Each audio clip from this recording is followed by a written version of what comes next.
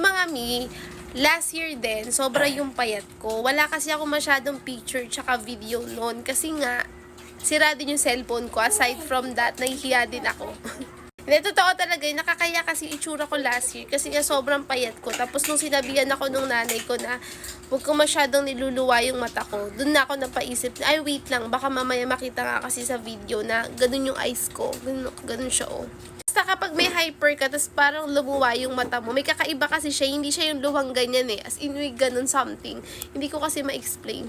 Basta, nagkaganon yung mata ko last year. And, kahit naman itong nung nakaraan na tumaas na naman yung result ng FT3 tsaka FT4 ko, talagang medyo gumanon yung mata ko. Yun naman yung sabi ng landlord namin.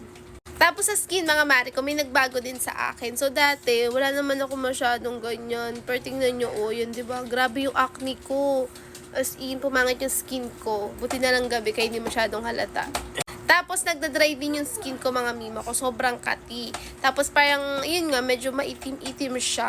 Yung na-experience mo, mima ko, na-experience ko din siya. Pero ngayon, hindi naman na. Siguro dahil, mabait na ako, tsaka masunurin na ako sa doktor ko. Iniiwasan ko na yung mga bawal. So, again, yung mga hindi ko na kinakain, hindi, nakakatikim pa rin naman pala ako.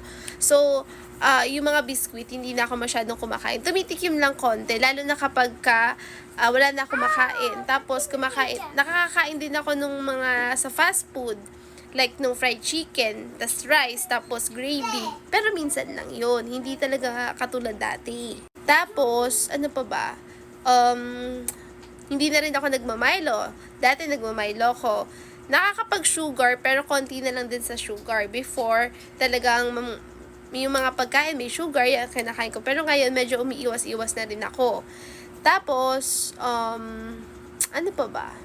Kumakain din ako ng karne, mga mima ko, ha?